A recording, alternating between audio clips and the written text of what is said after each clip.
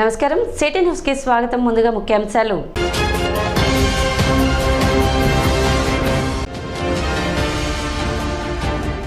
పట్టణంలో నిర్మిస్తున్న STB plant ను పరిశీలించిన మంత్రి నాదెండ్ల మనోహర్. పనుల అలసత్వంపై ఆగ్రహం వ్యక్తం చేసిన మంత్రి.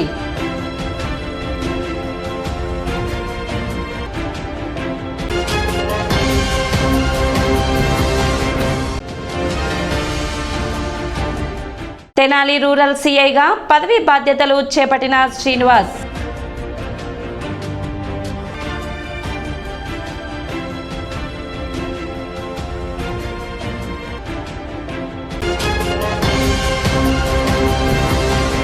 తెనాలి పట్టణంలోని గురువయ్య కాలనీ వద్ద నిర్మిస్తున్న మురుగునీటి శుద్ధి కేంద్రాన్ని నవంబర్ 1వ తేదీ నాటికి ప్రజలకు అంకితం ఇవ్వనున్నట్లు మంత్రి నాదెండ్ల మనోహర్ పేర్కొన్నారు. ఆదివారం ప్లాంట్ నిర్మాణ పనులను అధికారులతో కలిసి ఆయన పరిశీలించారు. పనులు నత్తనడకన సాగటం పట్ల ఆయన ఆగ్రహం వ్యక్తం చేశారు. పనులను వేగవంతం చేయాలని అధికారులను ఆదేశించారు.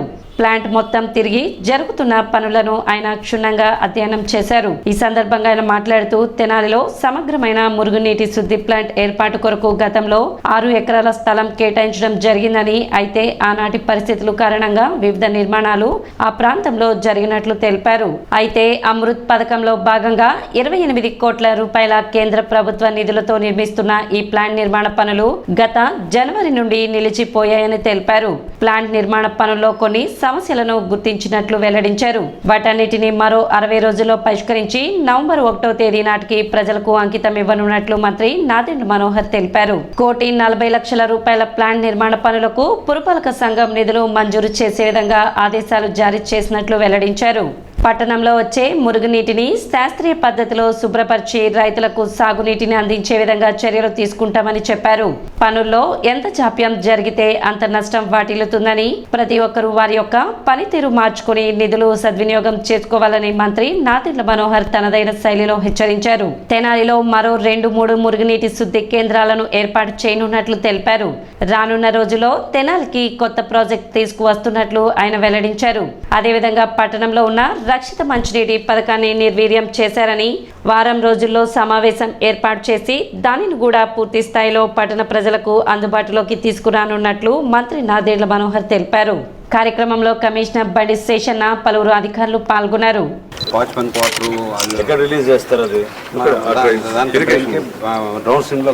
ఇదేంటి స్ట్రక్చర్ ఇక్కడ? అది municipality government transport station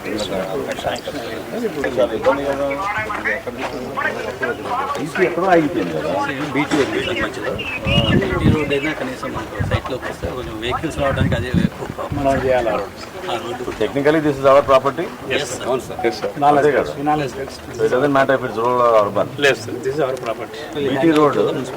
BT road మీరు ఎస్టిమేట్ ప్రిపేర్ చేయండి, ఎంత అవుతుందో చూసి. ఎందుకంటే చాలా నేరో కూడా ఉంది అది. ఎంత ఇచ్చేదానికి 30 feet కూడా ఉండట్లేదు మన ప్రాజెక్టులో లేదు సార్. తెనాల్లో ఒక సమగ్రమైన సువేజ్ ట్రీట్మెంట్ ప్లాంట్ కోసం గతంలో పెద్దలు ఎప్పుడో ఒక మంచి ప్రణాళిక ఆలోచనతో మనకి ఒక 6 ఎకరాలు ఊరు చివరన తీసుకుని అక్కడ సమగ్రంగా ఒక సువేజ్ ట్రీట్మెంట్ ప్లాంట్ ఏర్పాటు చేయాలని నిర్ణయం గతంలో వాళ్ళు తీసుకున్నారు. అయితే అనేక సందర్భాల్లో స్థానికంగా ఉన్న ఒత్తిళ్ల మేరకు అది టిడ్కో గృహాలు కానివ్వండి, ఫులే కాలనీకి కానివ్వండి, ఆ విధంగా చేసుకుంటూ వచ్చినప్పుడు కేంద్ర ప్రభుత్వం నుంచి మనకి శాంక్షన్ అయిన అమృత్ పథకం కింద 28 కోట్ల రూపాయలతోటి 10 మిలియన్ లీటర్లు per day sewage treatment plant మనం నిర్మాణం చేసుకుంటా ఉన్నాం. దురదృష్టం ఏంటంటే సరైన అనుసంధానం చేసుకోక, పర్యవేక్షణ లేక జనవరి నుంచి ఆ ప్రాజెక్ట్ పనులు 14 కోట్ల వరకు ఖర్చు పెట్టిన నిధులు అక్కడ వరకు వాళ్ళు తీసుకొచ్చి దాని తర్వాత ఏమాత్రం కూడా ముందుకి సాగలేదు. సో ఈరోజు గుంటూరు నుంచి పబ్లిక్ హెల్త్ ఎస్సీ గారు, అదేవిధంగా మన కమిషనర్ గారు, ఈ ఇతర అధికారులు అందరూ కూడా వచ్చి లోతుగా దాని గురించి అధ్యయనం చేశాం. సో ఉన్నాయి కొన్ని సమస్యలు ఉన్నాయి. ఆ సమస్యలన్నీ కూడా ఎవరికెవరో ఒక బాధ్యత తీసుకుని దీన్ని ఇంకా సాగనీయకుండా 60 రోజుల్లో ఈ ప్రాజెక్టు పూర్తి చేసే విధంగా ఒక ప్రణాళిక సిద్ధం చేసుకున్నాం. ఖచ్చితంగా నవంబర్ 1వ తారీఖు కల్లా తెనాలి ప్రజలకి అంకితం చేసే విధంగా నీటిని సక్రమంగా సైంటిఫిక్గా ఎక్కడ పొరపాటు లేకుండా వ్యర్థాలని జాగ్రత్తగా ఒక ప్రాసెస్ ద్వారా కలెక్ట్ చేసి సాగునీరు కిందకి మనం పంట పొలాలకు వదిలినప్పుడు రైతాంగానికి ఇబ్బంది కలగకుండా ఉండే విధంగా ఈ సివేజ్ ట్రీట్మెంట్ ప్లాంట్ని ఏర్పాటు చేశాం. తెనాల్లో ఉన్న రక్షిత మంచినీటి పథకం అది కూడా నిర్వీర్యం అయిపోయింది. దాదాపు 4-5 వార్డులు అసలు మంచినీరు సౌకర్యం పైపులు ఉన్నా కూడా చేరే అవకాశం లేకపోయింది. సో వారం 10 రోజుల లోపే మరి ఇంకో సమావేశం ఏర్పాటు చేసుకుని రక్షిత మంచినీటి పథకం గురించి కూడా సమగ్రంగా లోతుగా అధ్యయనం చేసి అవసరమైన నిధులు తీసుకొచ్చి దాన్ని పూర్తి చేసే విధంగా మేము ముందుకెళ్తాం. ఈ ప్రాజెక్టుకి కూడా ఇమీడియట్గా మేము చెల్లించాల్సిన కొన్ని నిధులు దాదాపు 1,45,00,000 రూపాయల వరకు కమిషనర్ గారిని రిక్వెస్ట్ చేశాను. ఇమీడియట్గా అది హ్యాండ్ ఓవర్ చేసి పనులు మాత్రం ఎక్కడ ఆగకుండా సహకరించడానికి మేము సిద్ధంగా ఉన్నాం. కాకపోతే ప్రతి ఒక్కరు కూడా పనితీరు మార్చుకోవాలి. ప్రాజెక్ట్ ఎంత జాప్యం జరిగితే అంత నష్టం కలుగుతుంది మనకి. అమృత్ పథకం కింద కేంద్ర ప్రభుత్వం ఇచ్చిన నిధుల్ని మనం సక్రమంగా ఉపయోగించుకొని మనం పూర్తి చేసుకోవాలి. తెనాలి మున్సిపాలిటీలో ఇది చక్కటి అవకాశం. సో ముందు సివేజ్ ట్రీట్మెంట్ ప్లాంట్లు మనం ఏర్పాటు చేసుకుంటే ఎక్కడ కూడా ఇబ్బంది కలగకుండా అప్పుడు మన తెనాలి మున్సిపాలిటీలో మనం ఎప్పటి నుంచో కోరుకునే విధంగా అండర్గ్రౌండ్ డ్రైనేజ్ ప్రాజెక్టు పూర్తి అయ్యేటట్టు మనం ఒక మంచి ప్రణాళిక సిద్ధం చేసుకుందాం నాకు నమ్మకం ఉంది. గత 2 నెలల నుంచి తెనాల్లో మనం డ్రైన్స్ అన్నీ కూడా చాలా లోతుగా ప్రజలకు ఇబ్బంది కలగకుండా ఉండే విధంగా మంచి కార్యక్రమం చేపట్టి అన్నీ క్లీన్ చేసుకుంటూ వస్తున్నాం. దాంతో సరిపోదు, ఎందుకంటే తెనాలి పట్టణంలో ఉన్న సివేజ్ అంతా కూడా అండర్గ్రౌండ్ విధానంలో లేదు, మనకి ఓపెన్ డ్రైన్స్ ద్వారా వస్తుంది. కాబట్టి ఐతానగర్ నుంచి మనకి బాలాజీరావుపేట, పాండురంగపేట, నాజర్పేట, కొత్తపేట ఈ ప్రాంతాల నుంచి చంద్రావతి నుంచి కూడా కొంతవరకు మొత్తం మెయిన్ డ్రైన్ ద్వారా ఈ సివేజ్ ట్రీట్ ప్లాంట్కి వస్తుంది. ఈ సివేజ్ ట్రీట్ ప్లాంట్లో దీన్ని అనేక స్టెప్స్లో దీన్ని క్లీన్ చేసుకుంటూ చివరికి ఆ వ్యర్థాలన్నింటినీ కూడా ఒక కేక్ రూపంలో, అంటే ఒక సాలిడ్ రూపంలో దాన్ని తయారు చేసి ఆ సాలిడ్ రూపంలో తయారు చేసిన పదార్థాలని మళ్ళీ మన ఫర్టిలైజర్గా ఉపయోగించుకునేటట్టు, అది మున్సిపాలిటీలో ఉన్న నర్సరీస్ కానివ్వండి, లేకపోతే కొంతమంది రైతాంగానికి ఉపయోగపడుతుంది, ప్రైవేట్ నర్సరీస్ కూడా దాన్ని ఉపయోగించుకోవచ్చు. మున్సిపాలిటీ చేసే అనేక ప్లాంటేషన్ కార్యక్రమాలు, పార్క్స్, ఇటువంటి ప్రాంతాల్లో కూడా దాన్ని ఉపయోగించుకోవచ్చు. ఆ సాలిడ్ వేస్ట్ మేనేజ్మెంట్ అవుతుందో దాని గురించి కమిషనర్ గారు కూడా ఒక ఎన్వైరన్మెంటల్ ఇంజనీర్ని ఇక్కడ ఏర్పాటు చేసి ప్రత్యేకంగా మనం ఒక అధికారిని ఇక్కడ పెట్టుకుని ఏ విధంగా మనం ఈ సాలిడ్ వేస్ట్ డిస్పోజ్ చేయాలో దాని గురించి కూడా సమగ్రంగా తయారు చేస్తారు.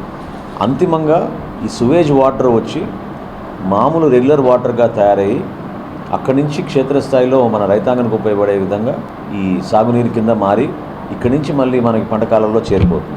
తెనాలి రూరల్ పరిధిలోని శాంతి భద్రతల పరిరక్షణకు కృషి చేస్తానని రూరల్ సీఐ బెల్లంకొండ శ్రీనివాస్ పేర్కొన్నారు. సాధారణ బదిలీలో భాగంగా తెనాలి రూరల్ సీఐగా ఆయన ఆదివారం పదవి బాధ్యతలు చేపట్టారు. సిబ్బంది ఆయనకు ఘన స్వాగతం పలికారు. ఈ సందర్భంగా ఆయన మాట్లాడుతూ తెనాలి సర్కిల్ పరిధిలో పనిచేసిన గత అనుభవంతో తెనాలి రూరల్ పరిధిలో శాంతి భద్రతల పరిరక్షణకు పటిష్ట చర్యలు చేపడతామని తెలిపారు. గంజాయి నియంత్రణపై ప్రత్యేక దృష్టి సారిస్తామని అన్నారు.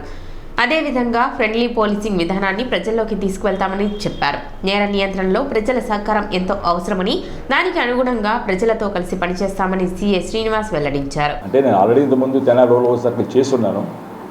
దాని ప్రకారం దీంట్లో ప్రయారిటీస్ ఏంటి, అందులో మన గవర్నమెంట్ ప్రకారం ప్లస్ మన సీఎం గారి దీని ప్రకారం కూడా కాకుండా మన సీనియర్ ఆఫీస్ అందరి దృష్టి ప్రకారం కూడా ప్రజెంట్ మెయిన్ ఇంపార్టెంట్ యాక్టివిటీ ఏంటంటే ఎన్డీపీఎస్ అనేది ఒక బెయిను నడుస్తూ ఉంది. దాన్ని అరికట్టాలని మనకి క్లియర్ కట్ ఇన్సెస్ అయితే ఉన్నాయి. వాటి ప్రకారం వాటి మీదను, అలాగే ఈవ్ టీచింగ్ కాలేజ్ దగ్గర ఈవ్ టీచింగ్ ఒకటి మెయిన్ ఇంపార్టెంట్ ఇష్యూ ఉంది.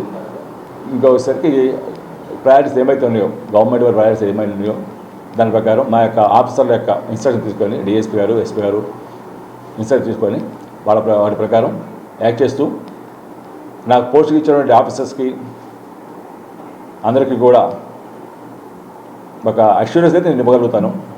చక్కగా పని చేసుకుంటాను. నా వల్ల పై ఆఫీసర్ మాట్లాడకుండా చూసుకోవడానికి నా సైడ్ నేను ట్రై చేస్తాను.